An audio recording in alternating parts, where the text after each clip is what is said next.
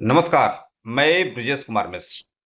उत्तर प्रदेश में अब जाति आधारित रैलियां नहीं, एफआईआर में जाति का जिक्र नहीं होगा, साइन बोर्ड पर जाति नहीं लिख पाएंगे, अपने वाहनों पर जाति नहीं लिख पाएंगे। यह निर्णय देखने में सुनने में तो बहुत अच्छा लगता है। मेरा भी मत है कि जातीय उन्माद समाज में नहीं फैलाया जाना चाहिए, लेकिन यहां पर लेकिन लग जाता है कि यह दोहरा मापदंड है, यह दोगला मापदंड है। एससी एसटी एक्ट में जाति चलेगा, एससी एसटी एक्ट में जाति के आधार पर आपके ऊपर कानून लागू होगा। आरक्षण के विषय पर जाति लगेगा, आप सामान्य वर्ग को हो, पिछड़ा वर्ग का है, वो दलित वर्ग का है, ये सब कुछ चलेगा। देश में जो सुविधाएं हैं, सरकारी सुविधाएं हैं, वो जाति के आधार पर वितरित होंगी, वो सब ठीक रहेगा, वो जैसे चल रहा है वैसे चलेगा। लेकिन इसे क्या दे रहे हैं कि ये जो जाति व्यवस्था है वो समाज के विकास के लिए बाधक है, इसलिए इस प्रकार का निर्णय लिया जा रहा है। हाई कोर्ट ने भी इस पर टिप्पणी की है।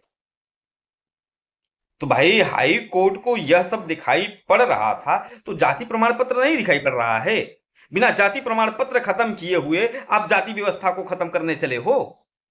आपको एससी एसटी एक्ट नहीं दिखाई पड़ रहा है। मतलब ये दोहरा चरित्र, दोगला चरित्र लोग लाते कहां से हैं? यह सोचकर मुझे बड़ा कष्ट होता है कि भाई, ये सोच रहे हैं तो ठीक, हम सोच रहे हैं तो गलत कैसे हो गया? तुम भगवान तो नहीं हो ना। मैं फिर कह रहा हूं कि जाति के आधार पर जाति वैमनस्यता फैलाने वाली रैलियां नहीं होनी चाहिए। लेकिन उसी जाति के नाम पर तो हमारे ऊपर आप एससी एसटी एक्ट लगा रहे हो।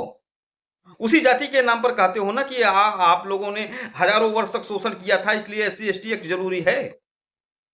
उसी जाति के नाम पर उन्हें कह रहे हो आरक्षण दिया जाना चाहिए। उसी जाति के नाम पर तमाम प्रकार के नियम कानून आयोग बने हुए हैं ना, उसका कहीं नहीं विरोध करते। मतलब किसको मूर्ख बनाना है मुझे नहीं समझ में आ रहा है। खैर, सरकार का निर्णय है, सरकार के हाथ में डंडा है, सरकार लागू कराएगा।